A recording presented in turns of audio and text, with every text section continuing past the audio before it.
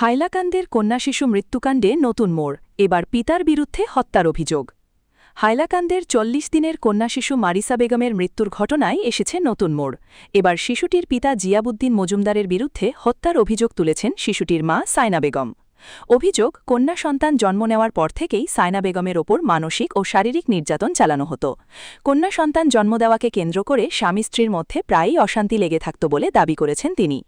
সায়না বেগমের অভিযোগ, ঘটনার দিনও একই কারণে ঝগড়ার এক পর্যায়ে জিয়াবুদ্দিন মজুমদার নিজের ৪০ দিনের কন্যা শিশু মারিসা বেগমকে আছড়ে মারেন, যার ফলে শিশুটির মৃত্যু হয়। উল্লেখ্য, এর আগে এই ঘটনায় মায়ের বিরুদ্ধে অভিযোগ ওঠার পর এলাকা জুড়ে ব্যাপক চাঞ্চল্যের সৃষ্টি হয়েছিল। তবে এবার মায়ের করা অভিযোগে মামলাটি নতুন দিকে মোড় নিয়েছে। হাইলাকান্দি পুলিশ অভিযোগের ভিত্তিতে ঘটনার সমস্ত দিক খতিয়ে দেখছে এবং তদন্ত অব্যাহত রয়েছে। বর্তমানে পুলিশ প্রকৃত ঘটনার সত্যতা উদ্ঘাটনে বিভিন্ন তথ্য প্রমাণ সংগ্রহ করছে। ঘটনাটা কোন সময় হয়েছে বলছে? কাল সকালে 8-9টার সময়। কে মারছে বাচ্চাটাকে? তার বাপে মারছে। কি তার লাগে মারলাম? জন্মর আগে আমি আমার ফুড়ি লিয়ে আনো আসলাম, আমারও কইছে যদি ফুড়ি পাই আমারে নিত না। এরপরে আমার ফুড়িও খুব বেমার হয়েছে, ওর মধ্যে থানাত গিয়ে কেস করা হয়েছে। কইছে তার ফুড়ি নিতেও না, কোনো পাইলে ফুনি দিলেতাম আর নাহলে মারি লইতাম।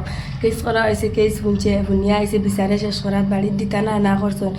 কইছে বাড়িত নিয়ে মারিলেই বলা হলা কইছেন নিতা নাই দিতা না। তারা বাদে তার বাড়ির দ্বারা অনর পঞ্চায়েত সৈফুদ্দিন, তার মামা জাকির আর আরেকজন তার বিশির জামাই জলাল, তারা মাঝে ফড়িয়া নিছন কইছেন তারা দেখবা যদি লাকিচ্ছি হইয়া থাকে।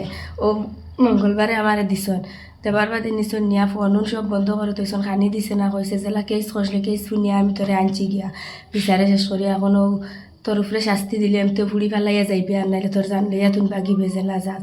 কইয়া বাতুত কিচ্ছু দিছন না। এদিন রাইতে আমি কইছি ভাত খাইতাম, কইছে ভাত যদি দেও নাতে যে তাই আনছুন। আমি তারারে ফোন মারি কই আনিয়া দিলে আইলে এখন আমি ভাত পাই নাকি। ফুড়ির গলা টিপা কই ধরে কইছে যদি কোনো করে কইয়া আর আসতে এখন এক টিপা ফুড়ি মারিলাম। পরের দিন তাই দাদার দ্বারা ফুটাইয়া আমি গেছি গোসল করার, গিয়া গোসল করে আইছি। আইয়ালে কইছি আমি ভাত খাইতাম, ভাত দেওয়ার নাইলে মোবাইলও দেও, আমি গিয়া ফোন করে কইতাম।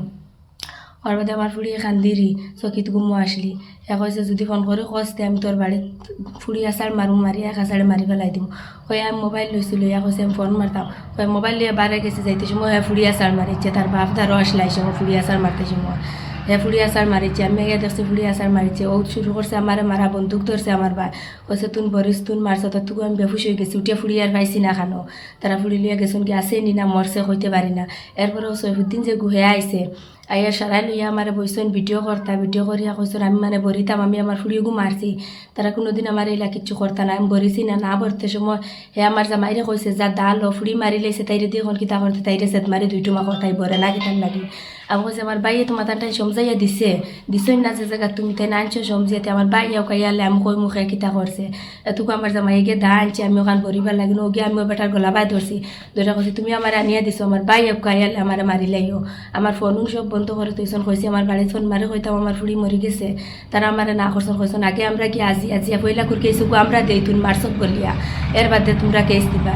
2টার সময় আমি আমার বাইরে ফোন মারে কইছি যে আমার ফুড়ি মরি গেছে বলি। আমার জামাই রাতে পাবো ধরিয়া কইছি আমি কইমু আমার ফুড়ি আমি মারছি আর তোমরা আমার বাড়িতে খবর দেও। ও আমার বাই গেছেন গিয়া 2টার সময় তুকু গিয়া পাইছেন আমার সড়ক তারা বাখরিয়া দিলেছেন বাড়ির থাকি গেছেন। আমার বাই গিয়া হন তাকিন লইয়া আইসুন আমারে।